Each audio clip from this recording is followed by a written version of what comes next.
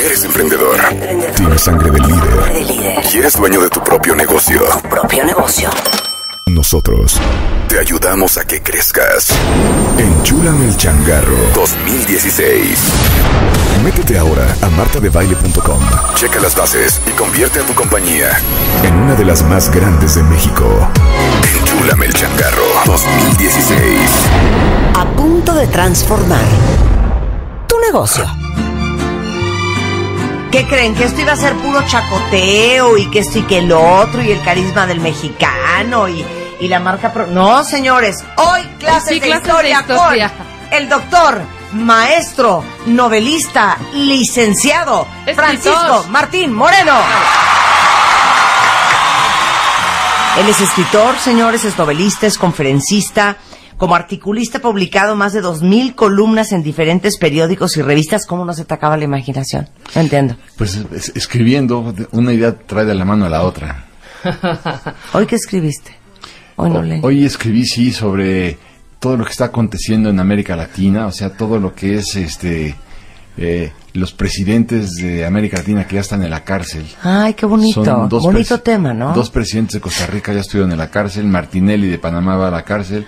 La señora Kirchner va a la cárcel, Dilma va a la cárcel, Fujimori ya está en la cárcel, Otto de Panamá, de Guatemala ya está en la cárcel. Duarte va a la cárcel. Ah, no, ese todavía no. Ese todavía no. Esperemos. Bueno, como ustedes saben, Toda le preguntas Moreno, por su imaginación. Si hay para darle, independientemente de su imaginación, hay para dar y cortar. Claro. Oigan, él es ganador del Laurel de Oro a la excelencia literaria en España por su publicación Las cicatrices del viento. Es 5 veces ganador del Premio Nacional de Periodismo. Y qué honor que estés aquí el día de hoy para darnos clases de historia de la independencia de México, las que nunca tomamos, las que nunca pusimos atención, o puede ser que tuvimos un muy mal maestro, que entonces, mientras que él explicaba lo que pasó en la independencia, nosotros estábamos haciendo acordeones para examen de anatomía de 1 hora después. Puede ser también. Bueno, también. Lo que pasa es que también, si parte del supuesto de lo que contienen los libros de texto actuales, es evidente que los niños no van a aprender nada ni van a entender nada. Es decir,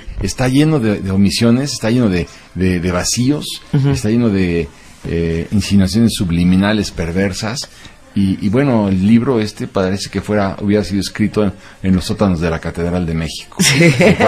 Lo cual es una vergüenza para este país. Es una vergüenza. Y luego decimos, ¿cómo que te sacaste 6, hombre, en historia? Pues es un milagro que los niños medio sepan algo. Pues es que sí, si tú partes del supuesto, por ejemplo, de 1913, Marta, a 1928, fíjate nada más lo que pasó. Asesinaron a 3 presidentes mexicanos a balazos.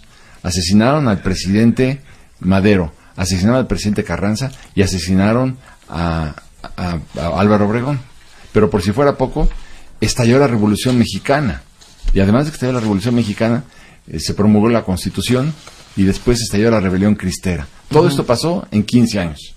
Sí, claro. Y le dan en el libro de texto 3 o 4 páginas del tema. Pues claro que los niños no entienden nada. Claro. Y quien no conoce su historia está condenado a repetirla. Claro. Entonces nosotros como país no podemos darnos el lujo de repetir la historia, pero igual está la misma guerra de independencia. Justamente a lo que te va a interesar. El viernes pasado, y vale mucho la pena que lo veas, hicimos un programa basado en un documental que sacó Michael Moore que se llama Where to Invade Next, ¿a dónde invadir ahora? Sí, claro, ¿Lo viste? Sí, claro. Bueno, pues hicimos un documental basado en todo eso, y justamente una de las partes que tocamos con David Calderón de Mexicanos Primero es el hecho de que en los colegios alemanes gran parte de la currícula anual escolar es enseñarle a los niños lo que pasó en el Holocausto, justamente por lo que dices, que no conoce su historia está condenado a repetirlo. Y suena bien crudo estar hablando con niños de 7, 8 años de un momento tan difícil en la historia alemana como el nazismo y el Holocausto, pero lo hacen precisamente por lo importante que es que conozcan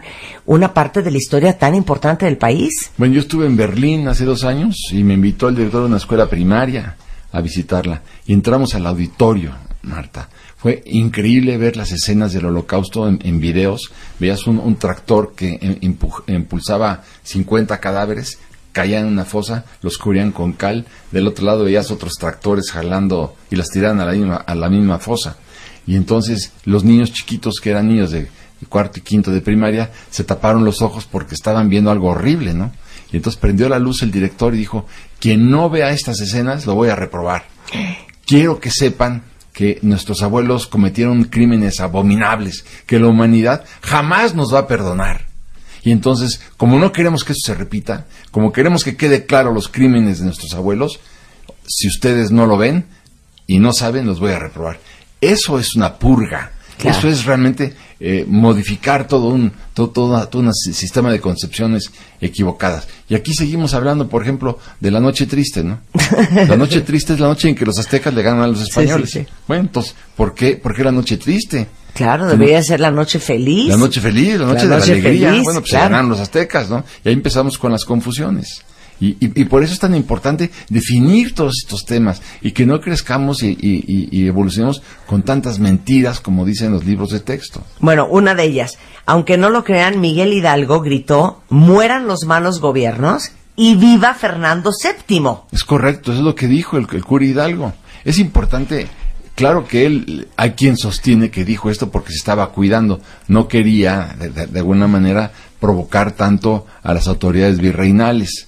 Y entonces, pero para mí es muy claro que él quería que la independencia sí, pero que tal vez viniera un soberano español a gobernarnos. O sea, es una declaración increíble del cura Hidalgo que tiene mucha carnita histórica, ¿no?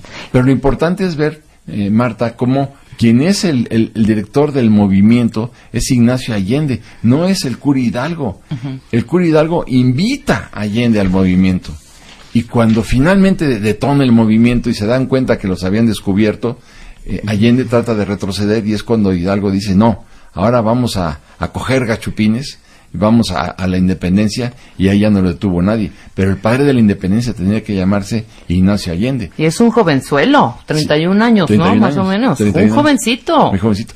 Pero no perdamos de vista que después trata de envenenarlo en 3 ocasiones. Ajá, claro. Al cura Hidalgo, o sea, después de que no toman, por ejemplo, la Ciudad de México, cuando podían haber tomado la Ciudad de México desde el Monte de las Cruces, ahí es cuando Allende decide arrebatarle el movimiento militar a Hidalgo, porque el pacto había sido que el cura Hidalgo era el que estaba obligado a reunir a las masas, y el que tendría que la conducción de la parte militar era Allende. Cuando Hidalgo decide quedarse con el movimiento social y el movimiento militar, lo destituye a Allende y trata de envenenarlo en 2 ocasiones después de la derrota de Puente de Calderón. Y luego, muy bonito, se los vuelan a los dos en 1811 y las cabezas se acompañan en la Lóndiga de Granaditas hasta 1821. 1821. Pero aquí quisiera yo decir algo. El acta de excomunión, no hay que perder de vista nunca que el peor enemigo de este país ha sido tradicionalmente la Iglesia Católica. El clero católico ha sido el peor enemigo que ha tenido México en su historia. ¿Por qué dices eso? Ahorita estás causando escozor. Escozor, pues porque hay, por lo menos organizó 15 o 20 golpes de Estado. Es decir, era un clero que se opone a la Constitución de 1824 y la deroga.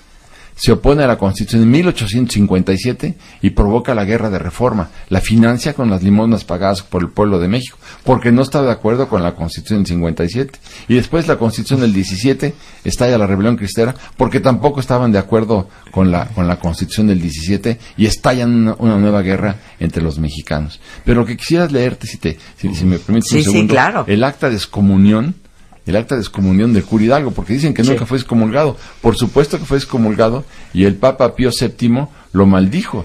Entonces dice, por autoridad del Dios omnipotente, el Padre, el Hijo y el Espíritu Santo, y de los santos cánones, y de las virtudes celestiales, ángeles, arcángeles, tronos, dominaciones, papas, querubines y serafines, de todos los santos inocentes, quienes a la vista del Santo Cordero se encuentran dignos de cantar la nueva canción, y de los santos mártires y santos confesores, y de las santas vírgenes y de los santos, juntamente con todos los santos y efectos de Dios, sea condenado Miguel Hidalgo y Costilla, excura del pueblo de Dolores. La Iglesia Católica estuvo en contra de la independencia de México.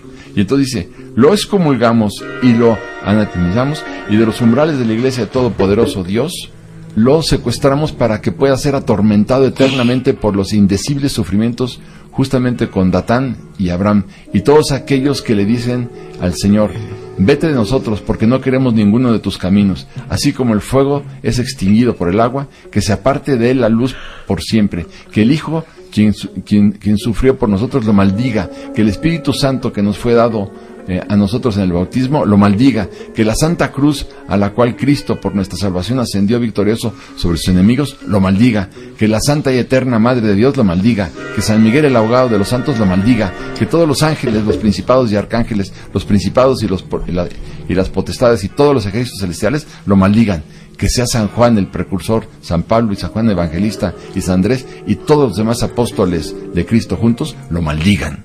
Wow.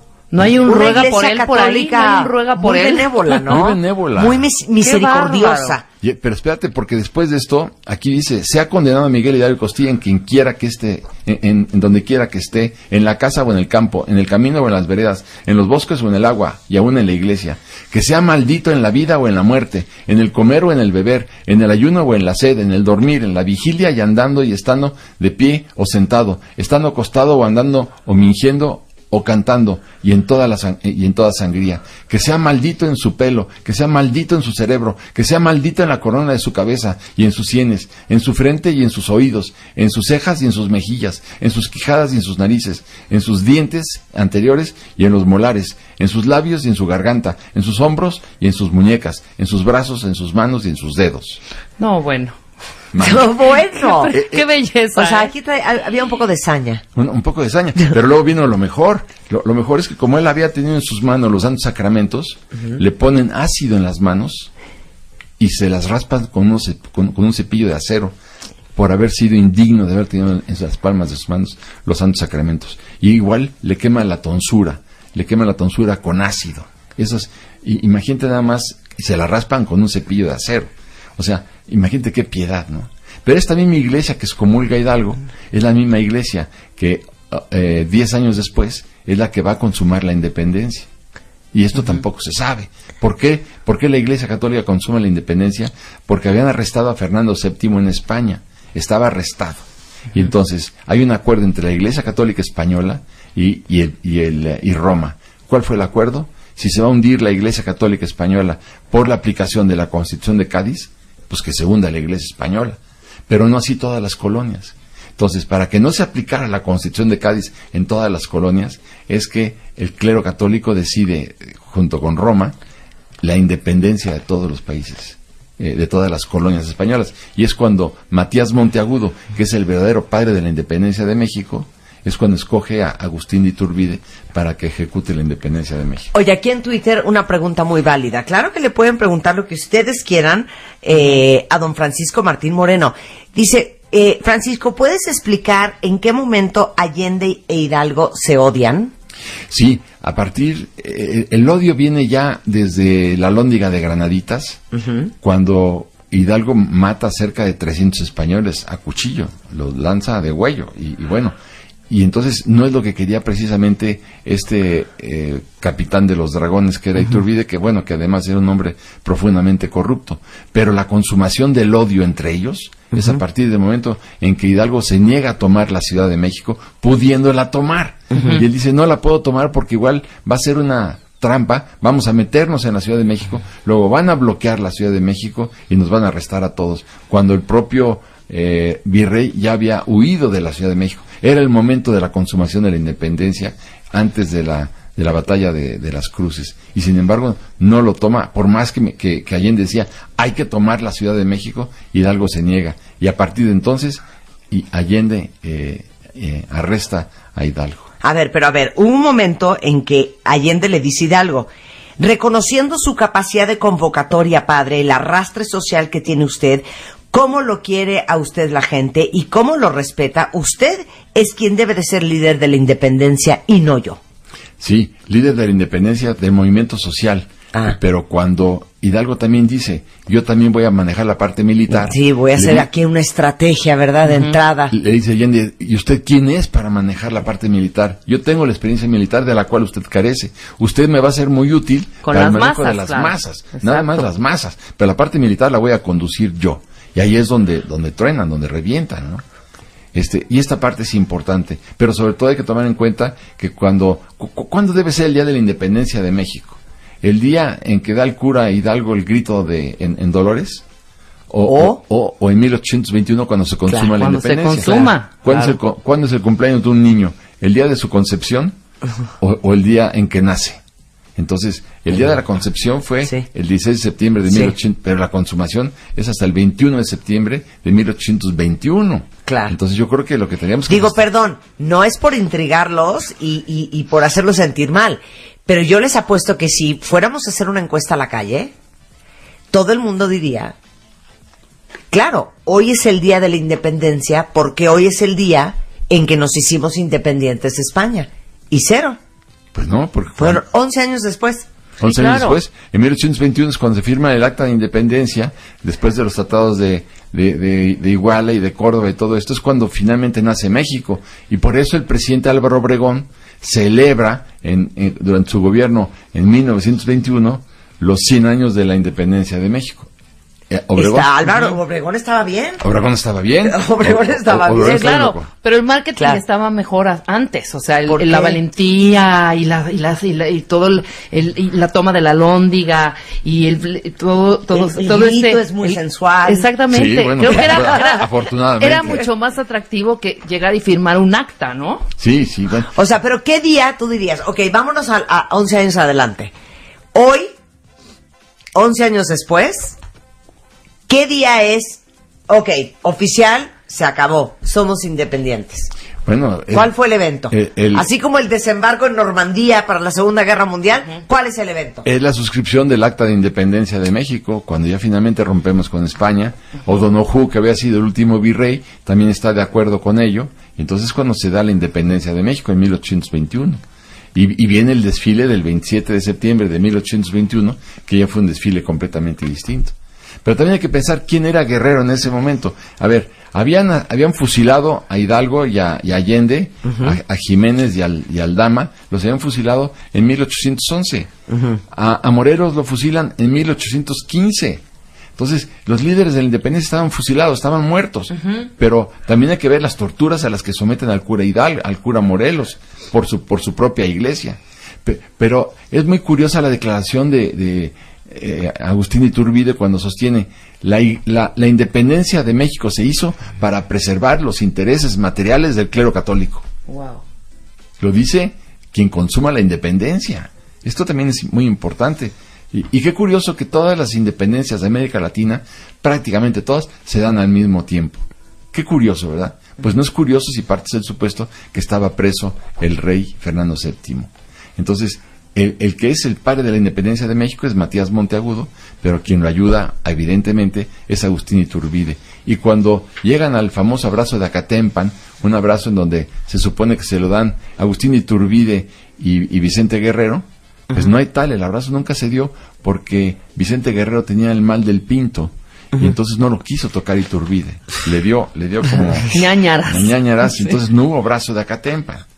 Y curiosamente, cuando se da el desfile del Ejército Trigarante en México, no lo preside Vicente Guerrero, pero porque va hasta la parte de atrás del desfile. Y lo curioso es que ningún miembro del ejército independentista, de Guerrero y los que quedaban de ellos, aparecen en el Acta de Independencia de México. Pero a ver, ¿por qué dices que Matías Monteagudo es el verdadero padre de la independencia? Explícales a todos los cuentavientes, ¿qué hizo él que no hizo nadie? La máxima autoridad clerical en México era Matías Monteagudo. Había sido inquisidor, había sido rector, tenía toda la autoridad clerical que te puedas imaginar. Entonces, él le encarga a Agustín Iturbide la independencia de México en lo que se llamó el Plan de la Profesa aquí en la Ciudad de México. Le encarga que él lleve a cabo la independencia. Y bueno, hay 2-3 encuentros militares con Guerrero que son verdaderamente insignificantes. Y entonces se da cuenta Iturbide que lo que convenía era llegar a un acuerdo con Guerrero. Y ese acuerdo se dio. Entonces, quien le encarga la independencia es Matías Monteagudo a Iturbide, precisamente para ya liberarnos de España y que quedaran a salvo los intereses del clero católico. Ahora, subsidiado también económicamente por la Iglesia. Claro, bueno, claro, absolutamente. O sea, la Iglesia estaba forrada. Forrada. Bueno, déjame decirte, tenía 6 veces más presupuesto que el gobierno mexicano, la Iglesia. Era propietaria del 52% de la propiedad inmobiliaria del país. O sea, hay que tomar en cuenta esto. Pero el país en aquellos años llegaba hasta San Francisco, bueno, más alto de San Francisco, sí. Texas, Arizona, bueno, California, y llegaba hasta Honduras, prácticamente, bueno, hasta Guatemala, quiero decir. Entonces, la extensión territorial y eran bienes de manos muertas. O sea, ahora sí que si esto fuera una compañía, tenían la mayoría. Sí. 52 contra 48. Sí, bueno, pero además tenía 6 veces más presupuesto. Si el gobierno mexicano tenía 20 de presupuesto, el clero católico tenía 120. Pero además no perdamos de vista que cobraban el diezmo. O sea, te cobraban el 10% de todos tus ingresos, ya fueras persona física o ya fueras empresa. Sí, de ahí sale el diezmo. O sea, no crean que pasaban una canastita y bueno, pues lo que usted guste, claro, que 10 pesos, que 20 pesos, no, cero. No, pero además, el 10% de tus ganancias. Pero además de tus ganancias brutas. O sea, de tal manera que de tus ingresos brutos, de tal manera que si tú no pagabas el diezmo, estabas condenado al infierno, podrías ser víctima de la excomunión. Entonces, claro, yo no conozco ningún recaudador mejor que el fisco católico, porque imagínate, si tú no pagas, te excomulgan, pues a pagar, ¿verdad? Digo, ya lo hubiera querido el extinto Videgaray, tener a la mano una herramienta en donde si la gente no paga... Ese nivel de cobradores. No, era entonces, claro, tenía, y además tenían, todas las financieras eran propiedad del clero, y se llamaban juzgados de capellanías y obras pías, y cobraban intereses piadosos. Qué bonito los intereses piadosos, ¿no? A ver, explica eso. Pues los intereses piadosos eran los intereses que tú tenías que pagar por los préstamos que te daba la iglesia, porque en aquellos momentos no había un sistema bancario como el de nuestros días. Entonces, a ver, nada más explica esto. Al principio del programa dijiste que el clero católico no quería la independencia. ¿En qué momento dice, yo creo que mejor sí? Cuando se dan cuenta que la Constitución de Cádiz es una constitución anticlerical que podría suponer la expropiación de los bienes del clero, esta Constitución de Cádiz se iba a aplicar también en todas las colonias americanas, evidentemente, porque México pues era una colonia española en donde la Constitución de Cádiz se iba a aplicar. Para que no se aplique la Constitución anticlerical y no se expropien los bienes del clero, es cuando decide Matías Monteagudo, vamos a independizarnos de España, para que la Constitución de Cádiz nunca se aplique en este país. Ok, a ver, imaginemos que tienes enfrente a un amigocho gringo que no tiene idea de la independencia de México. ¿Cuáles serían, en un minuto, cómo se lo explicarías? Pues se lo explicaría de manera muy sencilla. El movimiento de independencia estaba extinguido. ¿Por qué? Porque Hidalgo había sido fusilado de 1821, había sido excomulgado y fusilado en 1811, junto con Jiménez, junto con Allende, entonces ya no existía. Después quien toma el movimiento se llama Morelos. Morelos también había sido fusilado en 1815. Quedaba nada más Guerrero, pues repartido en la sierra de lo que hoy es Guerrero, sin ninguna fuerza política, sin ninguna fuerza militar, sin recursos, sin nada. Por eso se rinde tan rápido con Iturbide. Pero entonces es que Iturbide dice, por eso es que te decía yo que Iturbide dice, la independencia de México se hizo para preservar los intereses materiales del clero católico, porque antes hicieron todo lo posible por atrapar a Hidalgo, hicieron todo lo posible por atrapar a Morelos, que eran de los suyos, sí. Los dos, bueno, y a los dos los mandan a matar. No perdamos de vista que Hidalgo se da cuenta, cuando lo van a fusilar, que hay un oficial del virreinato que está afilando un machete y le dice, ¿para qué afila el machete? Porque le vamos a cortar la cabeza. Y claro, lo excomulgan, lo cortan la cabeza y la ponen durante 10 años en la Alhóndiga de Granaditas. Pero la independencia de México se hizo para preservar los intereses del clero católico, el peor enemigo que ha tenido México en su historia. Y estoy lleno de argumentos, si me invitas otro día, para que ampliemos esta aseveración que entiendo que es temeraria. Temeraria. Bueno, él es Francisco Martín Moreno, lo encuentran en Twitter en @FMartinMoreno, franciscomartinmoreno.com, ahí pueden leer todo lo que escribes. Y que lean mi libro, México ante Dioses, la historia criminal del clero católico en el siglo XIX. No, oye, si hay que hablar de eso. No, bueno, pues si ahora lo ¿Y en qué momento se separa la Iglesia del Estado? Con Juárez, el padre de la patria. Juárez es el padre de la patria. Y claro, hay que también ver cómo comienza la guerra de reforma. Bueno, vamos a hacerlo así. ¿Por qué Benito Juárez fue un gran presidente? Fue un gran presidente porque se opuso finalmente al poder gigantesco del clero, y él solo, y logró conformar todo un ejército liberal mexicano junto con hombres de lujo de una honestidad acrisolada y de una visión política también pues muy evidente y progresista, y logró someter al clero católico. Y el clero católico, cuando pierde la guerra de Reforma, no se da por rendido, porque tú dices, bueno, ya los venció Juárez, después de 3 años, donde Juárez no tenía recursos para nada, y se enfrentaba a un monstruo que tenía 100 veces más dinero que el propio Juárez, y que los liberales, les gana la guerra de Reforma. El clero católico se niega a aceptar la derrota, y es cuando traen a Maximiliano y al mejor ejército del mundo que para que finalmente se impusiera y se derogara la Constitución del 57. Bueno, hacemos un programa de eso, ¿va? Encantadísimo. Órale, va, sensacional. Es el libro México ante Dios. México ante Dios. La historia criminal del clero católico mexicano. Por si quieren saber más. Muchas gracias, Francisco. No, gracias. Moreno. ¿Vas a dar el grito en la noche? Yo no, me abstengo. No tengo nada que festejar. Bueno, estamos de regreso mañana en punto de las 10 de la mañana. No se vayan, cuentavientes, viene Fer Tapete, todo el equipo de WW en W Radio.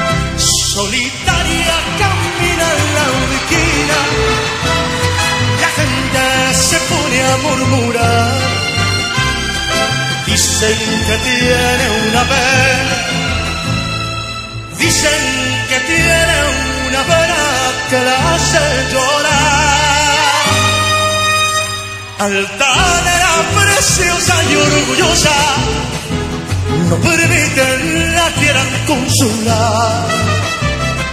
Pasa luciendo su real majestad, pasa camina los días sin verlos jamás. La divina tiene pena y dolor. La divina no conoce el amor. Altanera, preciosa y orgullosa, no permiten la quieran consolar. Dicen que alguien ya vino y se fue. Este mes, en Revista MOA, en portada, Gael García. Cómo ser un mexicano chingón. 156 razones para sentirnos orgullosos como mexicanos. Descubrimientos, naturaleza, gastronomía y ser uno de los países más felices del mundo. ¿Te achicas ante los retos? Deja de rajarte y sé tu propio héroe. MOA Septiembre. 200 páginas llenas de verdades y razones para sentir orgullo mexicano. Una revista de Marta de Baile.